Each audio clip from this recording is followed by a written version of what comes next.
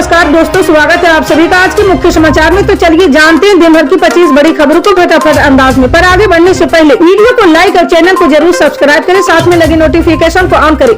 चलिए video start करते हैं।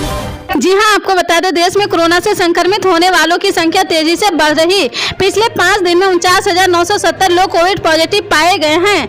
एक्टिव मरीजों की संख्या बढ़कर 65,286 हो गई है।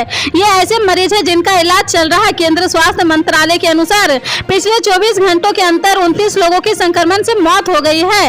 इस बीच संक्रमण के प्रसार और आने वाले दिनों में स्थिति को लेकर भारतीय वैज्ञानिकों ने 3 बड़े दावे किए हैं। आइए जानते हैं किसने क्या कहा है और आने वाले दिनों में कोरोना को लेकर देश में क्या स्थिति हो सकती है।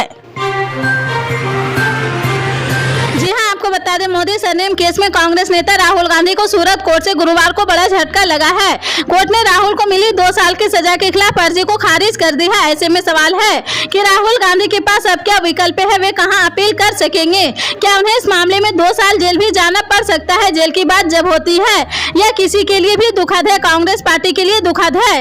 राजनीतिक एजेंडे की तरह से देखें तो ऐसा लगता है कि उन्हें आगे देश में काम करने के लिए मौका मिलेगा। लोगों के बीच जाकर बताने के लिए मेरे साथ अन्याय हो रहा है।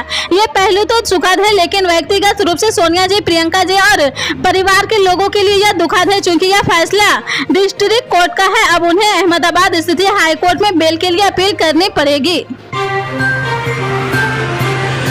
आपको बता दें सुप्रीम कोर्ट ने उत्तर प्रदेश के वित्त विभाग के टॉप अधिकारियों को राहत देते हुए उन्हें रिहा करने का आदेश दिया है। सुप्रीम कोर्ट ने इलाहाबाद हाई कोर्ट के निर्देशों पर स्टे लगा दिया है, जिसके तहत अधिकारियों को गिरफ्तार करने के निर्देश दिए गए थे। सुप्रीम कोर्ट अब इस मामले पर शुक्रवार को सुनवाई करेगा। इलाहाबाद हाई कोर्ट में एक याचिका दायर की गई थी, जिसमें प्रस्ताव किया गया था कि हाई कोर्ट और सुप्रीम कोर्ट के रिटायर्ड जजों की सुविधाओं में बढ़ोतरी की जाए। प्रस्ताव में रिटायर्ड जजों को घर के कामकाज के लिए घरेलू सहायक देने की मांग की गई थी। इस पर सुनवाई करते हुए इलाहाबाद हाई कोर्ट ने 4 अप्रैल को अधिकारियों को निर्देश जारी किए थे। हालांकि हाई कोर्ट के निर्देशों का पालन नहीं किया गया है। इस पर हाई कोर्ट में रिट याचिका दायर की गई है, जिस पर सुनवाई करते हुए हाई कोर्ट ने बुधवार को उत्तर प्रदेश के वित्त सचिव MS रिजवी और विशेष सचिव सरयू प्रसाद मिश्रा पर कोर्ट के निर्देशों का पालन नहीं करने के लिए दोनों अधिकारियों को हिरासत में लेने का निर्देश दिया था। जी हां, आपको बता दें हरियाणा कृषि प्रधान राज्य, यहाँ की अर्थव्यवस्था काफी हद तक खेती किसानों पर ही निर्भर करती है। यही वजह है कि हाल फिलहाल में हरियाणा कृषि विभाग ने इसी को ध्यान में रखते हुए किसानों की आय बढ़ाने के लिए कई फसलों पर सब्सिडी देनी शुरू की है। इसी कड़ी में सरकार किसानों को अमरूद की खेती पर 45% तक का अनुदान दे रही है। अमरूद की खेती से किसानों को लाखों का फायदा हुआ है और आमदनी बढ़ी है। आपको बता दें गौतम अडानी ने मुंबई में एनसीपी प्रमुख शरद पवार से मुलाकात की है। गौतम अडानी और शरद पवार के बीच करीब 1.5 घंटे मुलाकात हुई है। एनसीपी प्रमुख शरद पवार ने कुछ दिन पहले बयान दिया था कि अडानी मामले में जेपीसी के जरिए जांच करने की आवश्यकता नहीं है। इसके बाद गौतम अडानी पहली बार शरद पवार से मिले हैं। गौतम अडानी और एनसीपी अध्यक्ष शरद की मुलाकात सिल्वर ओक बंगले में हुई है। बताया जा रहा है कि दोनों के बीच बंद कमरे में 1.5 घंटे तक चर्चा चली। हालांकि दोनों के बीच क्या चर्चाएं हुई है यह भी सामने नहीं आया है।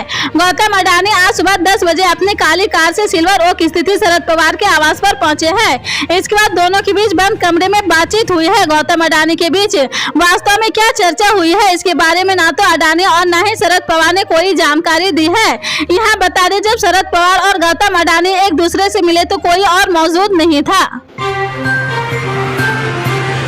जी हां, आपको बता दें बाजारों में मिलने वाली कॉकटेल दवाओं पर जल्द ही बैन लग सकता है। सरकार ने इसके लिए ड्रग कंट्रोल को एक्शन लेने को कहा है। यही वजह है कि drugs controller general of India के कार्यालय central drugs and control organisation ने पहले इस पर काम करना शुरू कर दिया है और इन कॉकटेल ड्रग्स पर प्रतिबंध की घोषणा 1 महीने के भीतर की जा सकती है। फिक्स डोज कॉम्बिनेशन ऐसी दवाएं हैं जो 1 से अधिक दवाओं को मिलाकर बनाई जाती है। इन्हें कॉकटेल दवा कहा जाता है। मंत्रालय के एक वरिष्ठ अधिकारी ने न्यूज 18 को बताया कि स्वास्थ्य और परिवार कल्याण मंत्रालय ने drug controller general of India को कॉकटेल दवाओं की सूचना पर कार्रवाई करने के लिए कहा है। DCGI ने 19 FDCD की एक सूची तैयार की है। इन दवाओं में फिजूल की दवाओं को कॉम्बिनेशन बताए जा रहे हैं। जी हां, आपको बता दें, मोदी सरकार किसानों की आमदनी बढ़ाने की लगातार कोशिश कर रही। सरकार ऐसी कई योजनाएं चला रही है जिससे किसानों को फायदा मिल सके। पीएम किसान सम्मान निधि सरकार की तरफ से चलाई जाने वाली सबसे महत्वाकांक्षी योजना है। योजना का लाभ 10 करोड़ से ज्यादा किसानों को मिल रहा है। इसके तहत किसानों को 2-2 हजार रुपए की 3 किस्त यानी सालाना 6,000 रुपए दिए जाते हैं। पिछले दिनों वित्त मंत्री निर्मला सीतारमण ने किसानों के फायदे के लिए बड़ी बात कही है। वित्त मंत्री निर्मला सीतारमण ने सरकारी बैंकों से अपील करते हुए कहा कि गांव में रहने वाले किसानों की इनकम बढ़ाने के लिए किसान क्रेडिट कार्ड को होल्डर्स को आसानी से कर्ज दे। वित्त मंत्री ने पब्लिक सेक्टर के बैंकों के मुख्य कार्यपालक अधिकारियों के साथ इस बारे में लंबी बातचीत भी की है। इस दौरान उन्होंने रीजनल बैंकों से ग्रामीणों की मदद के लिए बैंकिंग टेक्नोलॉजी डेवलप करने की बात कही है। जी हाँ, आपको बता दें साल 2023 का पहला सूर्य ग्रहण आज यानी 20 अप्रैल को लगा है, जिसे दुनिया भर के अलग अलग हिस्सों में देखा गया। हालांकि भारत में इस ग्रहण का प्रभाव नहीं पड़ा। ग्रहण सुबह 7 बजे शुरू हुआ है और 12 बजे समाप्त हो गया है। इसके बाद अब अक्टूबर में साल का दूसरा सूर्य ग्रहण लगेगा। वहीं इस साल 2 चंद्र ग्रहण भी लगेंगे। जानते हैं कि सूर्य ग्रहण के समाप्त होने के बाद इस साल और कितने ग्रहण लगने वाले हैं। जी हाँ, आपको बता दें उत्तर प्रदेश में गैंगस्टर से नेता बने अतीक अहमद की पत्नी शाइस्ता परवीन को पकड़ने की कोशिशें पिछले 48 घंटों के दौरान और तेज कर दी है। पुलिस प्रयागराज और पड़ोसी कौशाम्बी जिलों के विभिन्न इलाकों में शाइस्ता के रिश्तेदारों के घर सहित उसके सभी संभावित ठिकानों पर छापेमारी कर रही। अतीक के काले कारोबार को कथित रूप से संभाल रही शाइस्ता को पकड़ने के लिए पुलिस ने बुधवार को कौशाम्बी की कई जगहों पर छापेमारी की है। यहाँ तक कि उसका पता लगाने के लिए ड्रोन का भी इस्तेमाल किया है। कौशाम्बी से एमएसपी समर बहादुर ने कहा कि गैंगस्टर अतीक अहमद की पत्नी शाइस्ता परवीन की तलाश में पिछले 2 दिनों में छापेमारी की गई है। गंगा की तलहटी में कुछ अपराधियों के छिपे होने की सूचना मिलने के बाद तलाशी अभियान चलाया गया है। वहां करीब 2 घंटे तक ऑपरेशन चला। इस कार्रवाई में ड्रोन कैमरे का भी इस्तेमाल किया गया है, लेकिन ऑपरेशन असफल साबित नहीं हुआ है। जी हाँ, आपको बता दें केंद्र सरकार ने बैटरी से चलने वाले पैट्रक वाहनों को बड़ी राहत दी है। इन वाहनों से किसी तरह का परमिट शुल्क नहीं लिया जाएगा। साथ ही नवीनीकरण भी निःशुल्क होगा। नए नियम 1 मई से लागू होंगे। इसके तहत इलेक्ट्रिक, मेथनॉल और एथनॉल से चलने वाले पैट्रक वाहनों को राहत मिलेगी। सड़क परिवहन मंत्रालय ने ऑल इंडिया टूरिस्ट परमिट का आवेदन देने के 7 दिन के भीतर राज्य प्राधिकरण को परमिट जारी करने की अनिवार्यता दी है। मंत्रालय ने पेट्रोल को बढ़ावा देना और पर्यावरण को ध्यान में रखते हुए परमिट जारी करने से संबंधित कई बदलाव किए हैं। इससे संबंधित अधिसूचना जारी कर दी है। इससे पैट्रक वाहन ऑपरेटरों को राहत देगी। मंत्रालय द्वारा जारी अधिसूचना में यह भी कहा गया है कि संबंधित परिवहन प्राधिकरण द्वारा अगर साथ में परमिट को लेकर फैसला नहीं करता है तो स्वतः ही इलेक्ट्रॉनिक सिस्टम से परमिट जारी हो जाएगा। जी हाँ, आपको बता दें भारत चीन को पीछे छोड़कर अब दुनिया का सबसे ज्यादा आबादी वाला देश बन चुका है। संयुक्त राष्ट्र की तरफ से जारी आंकड़ों में इस बात का खुलासा हुआ है। इसके मुताबिक चीन की कुल जनसंख्या 142.57 करोड़ है, जबकि भारत की आबादी 142.86 करोड़ पहुंच गई है। यानी भारत में चीन की आबादी के मुकाबले लाखों लोग ज्यादा हो गए हैं। अब सवाल यह है कि आबादी के इस आंकड़े को छूने के बाद देश को खुशी मनानी चाहिए या फिर भारत के लिए ये चिंता करने वाले आंकड़े हैं।